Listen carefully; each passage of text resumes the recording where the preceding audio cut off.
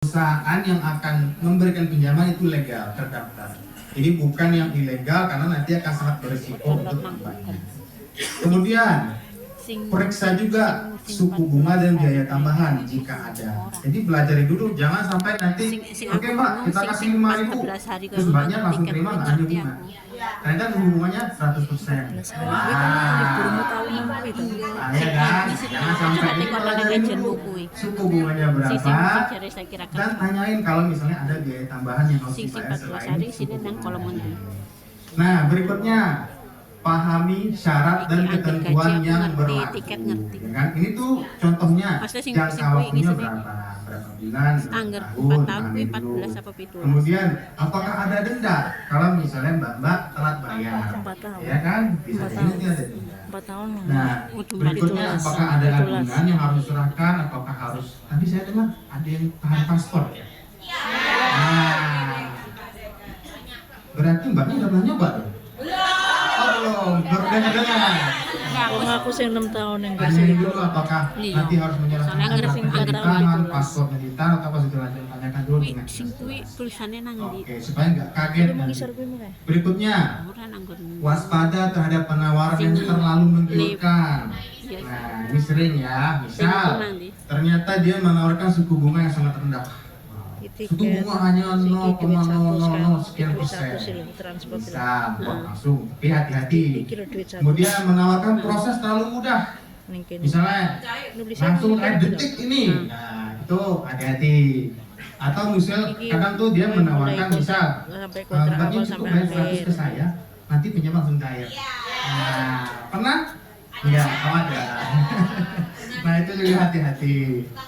Ya, dan mengiming-imingi dengan bonus yang mungkin kayaknya terlalu janji surga gitu. Jadi kita juga harus agak sedikit waspada ya dengan penawaran-penawaran yang terlalu mewah. Kemudian dari sisi kitanya sebagai PNI, dari mbak-mbaknya, pertama kita pastikan dulu kemampuan bayar kita. Ya, betul ya? Kan tadi gaji sebulan misal 10 juta, kurang biaya sekolah anak, kurang nabung, kurang makan, sisa berapa? Nah, sisa berapa itu kan nanti bisa dipakai buat cicil. Nah, jangan sampai cicilannya lebih besar daripada uang yang tersisa tadi. Nah, betul itu. Jadi harus diperhitungkan kita mampu nggak, sanggup nggak untuk membayar cicilan atau melunasi dari pinjaman yang telah kita dapatkan. Jadi harus dihitung betul-betul. Nah, ini peringatan.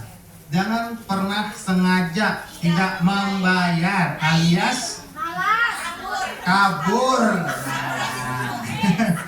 Jadi jangan sampai dari awal itu niatnya udah nggak benar. Misalnya, BRI ada pinjaman nih, bisa ini dikerjain BRI. Mumpung bulan depan saya udah mau pulang. Nah, saya minjem dulu, saya kabur. Sampai begitu. Atau misalnya, ini ada pinjaman, ya udah saya terima, habis itu saya ngilang, nomornya saya blokir, saya nggak bisa dihubungi. Jangan sampai seperti itu. Karena kenapa? Karena pada akhirnya nanti yang akan dirugikan adalah mbaknya sendiri dulu, iya, dan keluarga juga nanti. Karena kenapa? Nanti perusahaannya kalau ada yang seperti ini yang tidak memiliki itikat baik untuk melunasi, itu nanti bisa dilaporkan ke majikan. Nah, bisa dilaporkan ke polisi, bisa dilaporkan ke Facebook. ya boleh di-up di Facebook ya, kita posting ya, mukanya kita posting nanti. Ya, atau dilaporkan ke tenaga kerjaan. Ujung-ujungnya nanti susah untuk renew kontrak, begitu. Jangan sampai. Jadi itu dulu yang harus dipastikan, luruskan dulu niatnya bahwa ini minjam karena memang ada kebutuhan mendesak dan memang akan berniat untuk membayar, melunasi, gitu. Nah, terus kalau misalnya oke, semua udah paham, sekarang mau minjam, gimana caranya? Nah, next mas. Nah, ini kami dari BRI punya produk namanya Pinjamin. Pinjamin dulu aja, pinjamin. Ini dana maksimal yang bisa kami pinjamkan. Saya minggir dikit ya. 5.000 Hongkong dolar. 5 juta. Pinjam nanti ke BRI hampir. Lah 5.000 ya mending rame Tiga aja. ribu ya, 5.000 maksimal. 5.000 10 Terus juta. cukup pakai Hongkong ID, paspor sama kontrak kerja Ya, aja cuma minjem. ditunjukkan. Gitu dan harus valid. Ya, tenornya 1 bulan.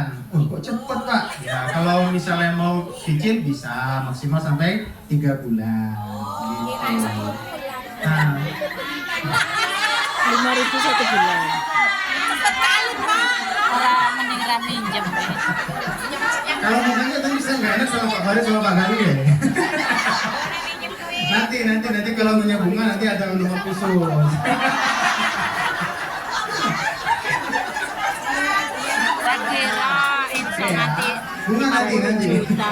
Terus proses pengajuannya maksimal 7 hari kerja. Jadi kita memang nggak menjanjikan detik ini langsung cair, enggak. Karena semua ada prosesnya.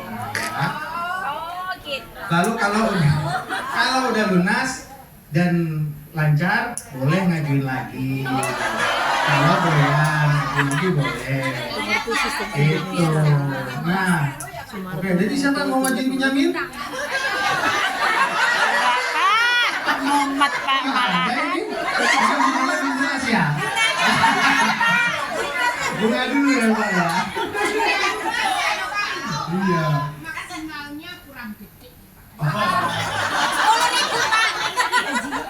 Gimana Pak?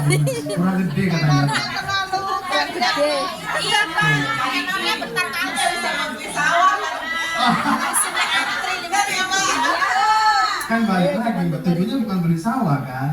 Kebutuhan mendesak, mendarurat.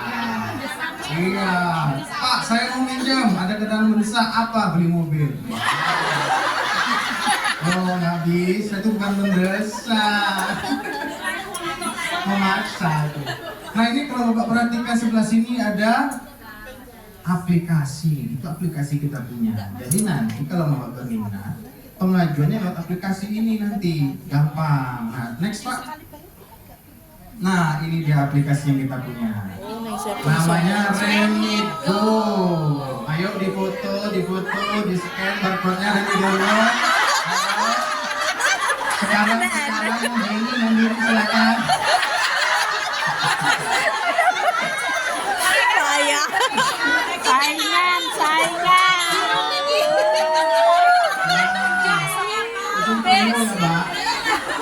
Ayo keluarin, pinjemin dong BNI. 50 juta wes. Pinjemin 100 dulu Pak. Pinjamin 100. Iya Pak, 100. Nanti di belakang ya. Terima langsung Jadi 5.000. ini aplikasi kita dari BRI Global Financial namanya Remigo. Saat ini sudah bisa di-download di Play Store. Udah dan download Apa Pak. yang akan Bapak dapatkan dengan mendownload aplikasi Remigo? Yang pertama, kalau mau nabung bisa lewat 7-Eleven. Jadi nggak perlu jauh-jauh datang ke kantor cabang. Ya, di dekat apartemen yang ada 7-Eleven, gas langsung bawa duitnya ke sana. Jadi bisa ngirim uang kapanpun dimanapun dengan tanpa repot-repot harus ke cabang. Yang kedua, kalau ngirim nggak tunggu-tunggu, langsung detik itu sampai di rekening tujuan. Ya. Jadi habis dari 7-Eleven kasih duit cashnya, fotoin struknya, di saat itu juga duitnya langsung masuk ke rekening tujuan. Jadi nggak perlu nunggu sehari, 2 hari atau 2 jam, 3 jam nggak perlu langsung kita kasih. Ya lebih pengen Sampai. 7. Terus ongkos kirim hanya $15.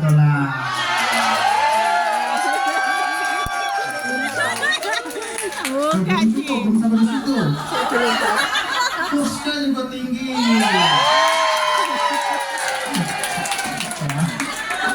Kalau penasaran kursnya berapa, nah mampir ke Facebook kita. Jangan lupa di like, ya.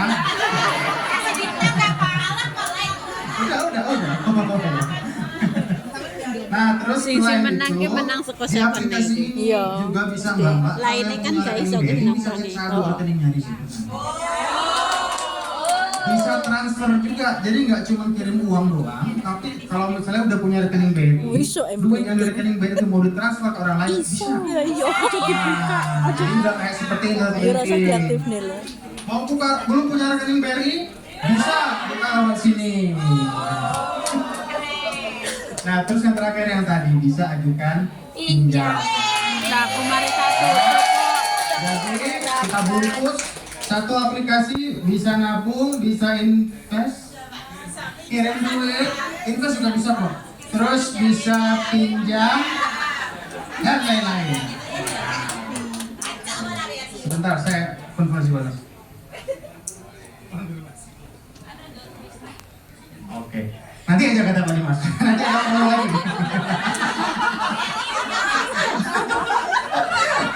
Ya, Dari orang ngantuk. ya yang suku bunga nanti. Ya, nanti. Nah, next Pak boleh. Oke ya, mohon foto tadi catat ya Mbak-mbak. Ini Facebook kita, Instagram kita, dan WhatsApp kita. Kalau mau tanya-tanya soal suku bunga dan lain-lain, silakan di WhatsApp atau nanti bisa mampir ke kantor cabang kita. Oke? Lanjut lagi? Siapa lagi, Mbak? Oke, balik demikian dari saya. Mohon maaf kalau ada kesalahan. Assalamualaikum warahmatullahi wabarakatuh.